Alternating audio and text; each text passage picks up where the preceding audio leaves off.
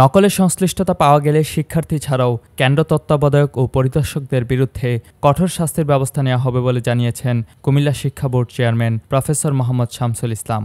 গত এইচএসসি পরীক্ষার অভিজ্ঞতার আলোচনায় এই এইচএসসি পরীক্ষায় নকল প্রতিরোধে শিক্ষার্থী এবং কেন্দ্র তত্ত্বাবধায়কদের প্রতি আগে থেকেই কঠোর নির্দেশনা দেওয়া হয়েছে। নকলের মতো অনিয়ম রোধে এবার কুমিল্লা বোর্ডে বাদ দেওয়া হয়েছে নিজস্ব ভেন্যু সেন্টারও।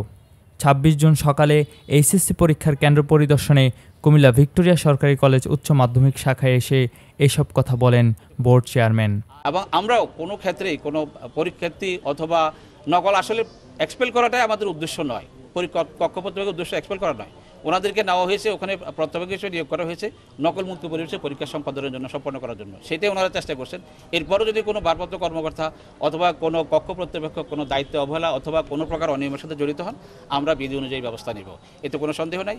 আর যেটি আপনি বলছেন যে ঝরে পড়ার হার এই বছর কিছুটা কমেছে, কুমিল্লা শিক্ষা বোর্ডের অধীনে ৬ জেলা কুমিল্লা, চাঁদপুর, নোয়াখালী, ফেনী, লক্ষ্মীপুর ও ব্রাহ্মণবাড়িয়া সহ এবছর পরীক্ষায় অংশ নিয়েছে ১,০১,৭৫০ শিক্ষার্থী। ৪৫৮টি শিক্ষা প্রতিষ্ঠানের শিক্ষার্থীদের জন্য ১৯২টি কেন্দ্রে পরীক্ষা অনুষ্ঠিত হচ্ছে।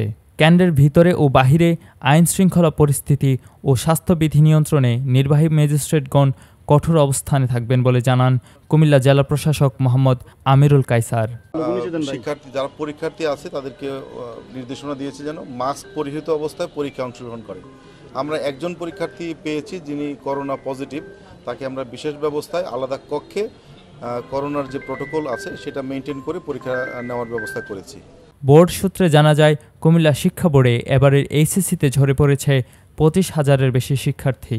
এছাড়াও চলতি বছর কুমিল্লা বোর্ডে ১,২৭,১৯০ শিক্ষার্থী রেজিস্ট্রেশন করলেও শেষ পর্যন্ত পরীক্ষার ফরম পূরণ করেনি ২৫,৪৪০ জন।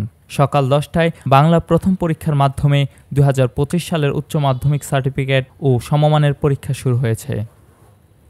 কুমিল্লার কাগজ নিউজ ডেস্ক।